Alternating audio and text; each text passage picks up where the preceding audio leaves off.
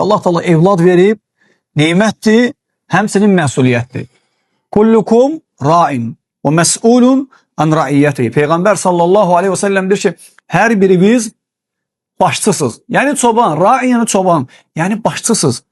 Çoban əlinin altında olan sürüdən sorumlu olduğu kimi kişi yoldaşından və evladlarından qiyamət günü soruşulacaq. Nəyindən soruşulacaq dəyərli qardaşlar? Onlar Allahın dinini öyrədib yoxsa yox?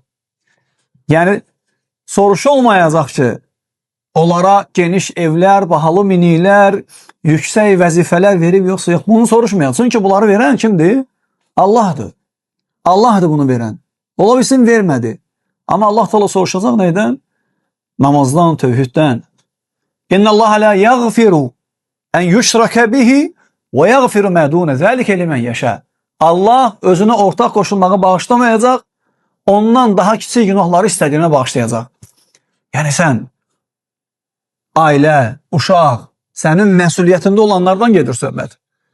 Allaha ortaq qoşur, Allaha şərik qoşur, Allahdan qeyrisinə and içir. Pirə gedir, hansı övliya dediyinə gedir və s.